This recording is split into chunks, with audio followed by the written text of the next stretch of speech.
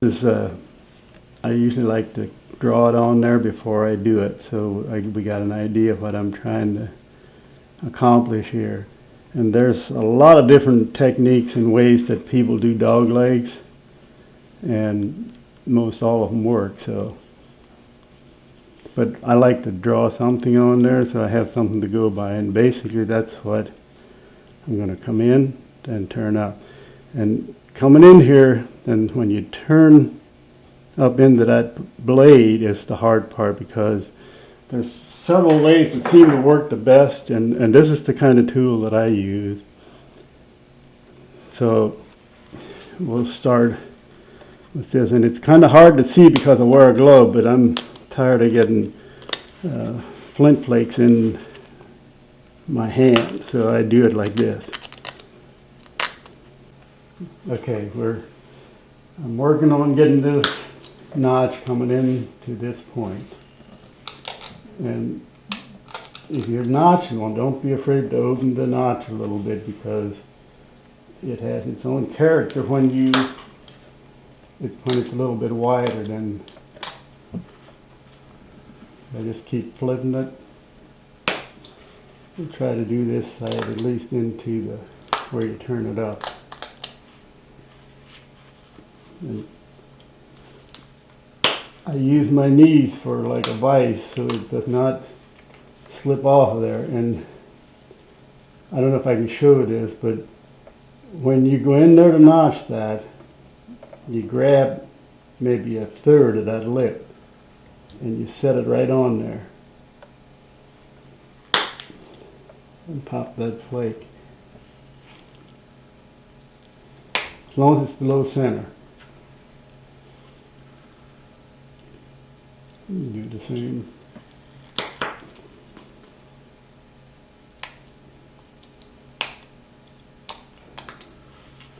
Okay, that's getting in there where I'm just about ready to turn that up. And the other thing is to keep these things filed off. You can see it with my fingernail. If you don't file them off, I gotta grab my file. But if you don't keep that totally flat, you're going to get a rounded out notch, and then you'll stall. Okay, I'm ready to go again. Said about it.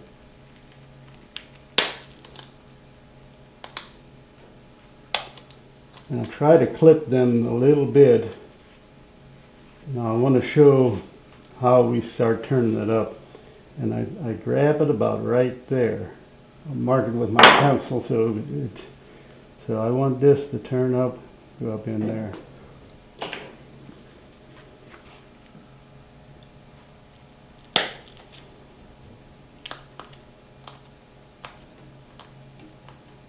And don't be afraid to, if you have to, open that notch up. So now I'm going to go in there and about a third of it. Keep going up.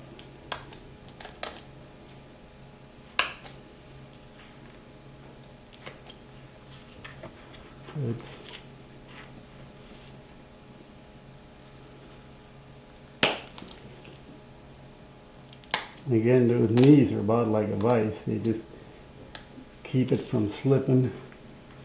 And you can see that that notch is already curled up pretty good. You know, maybe one more flake, and I try to rid all the little burrs in there just to have a nice smooth notch.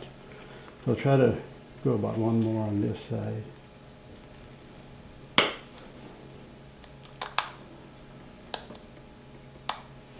Okay, there's one notch. Now I'm going to redress my tool. You can see it wears it and cuts in there pretty good. Okay, now we'll start the other side. And when you start out, it's best to just take smaller flakes until you get in there where it doesn't break off as easy.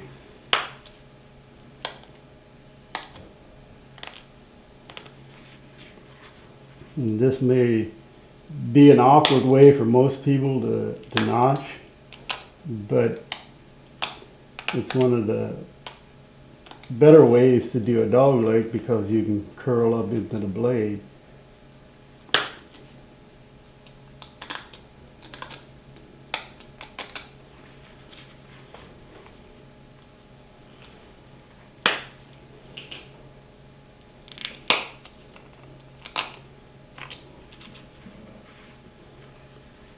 It takes a little time to get that thing,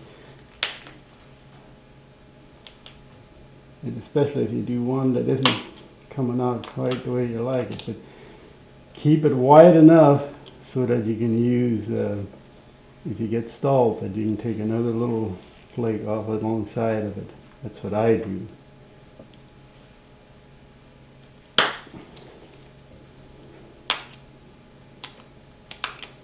And keep those little burrs, as you're going in there, those little burrs, get rid of them because they'll break that ear off for you when you're going in through there, if you don't. Okay, about one more little one before we start going up.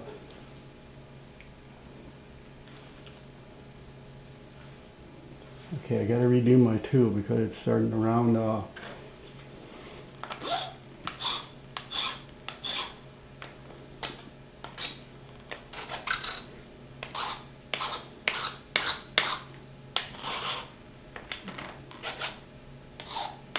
This is about as important as having a good platform.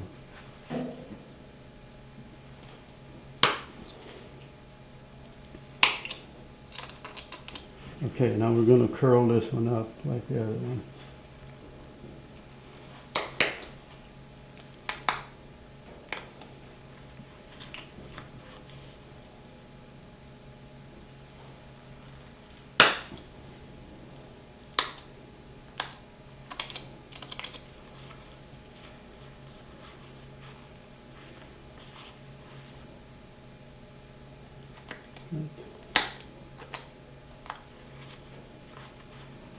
Okay,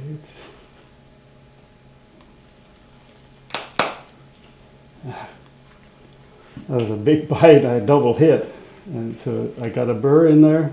Get rid of that burr because it'll break that thing right off of there. Now that one's opened a little more than the other one, but it'll still be okay. Now when we come back, I'll show you some other things about these notches yet that it's good to know. Because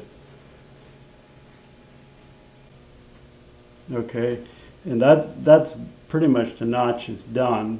And what I do is I'll go around and touch it up a little bit, you know, get some of the burrs off and make it more symmetrical on both sides. They're pretty good.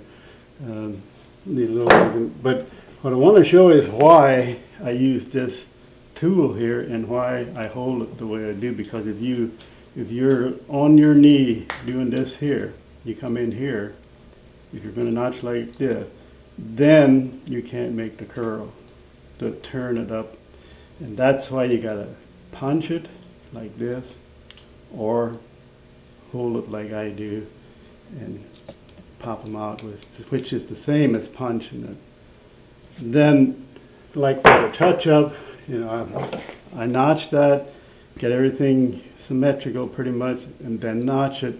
Then for my touch-up, I wait till it's done being notched, and then you can touch it up however you want to. And this is a real lengthy process. It takes a lot of time, but it completes your point. And a lot of times you can design it however you want. And everybody that notches does it a little different, and that's because everybody is a little different, including myself, mostly. So,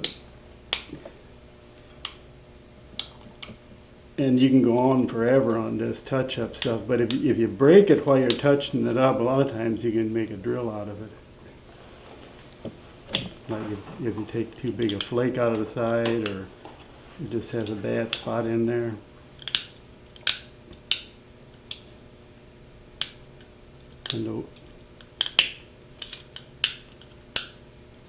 Okay, so that side's pretty good. The other side needs, it's a little crooked yet there, but it'll.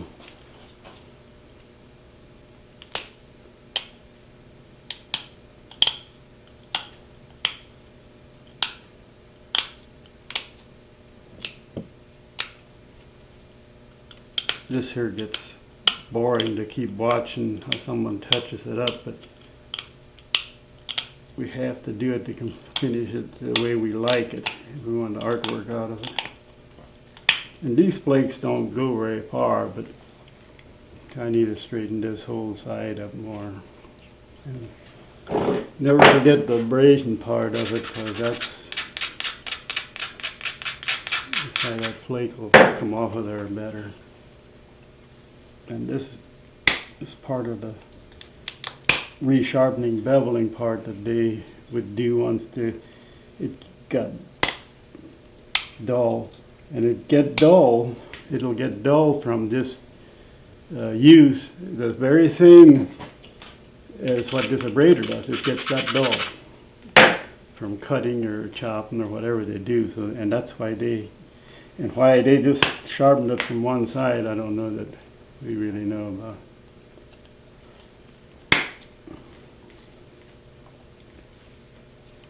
Hot, whether it's sticking out of the ground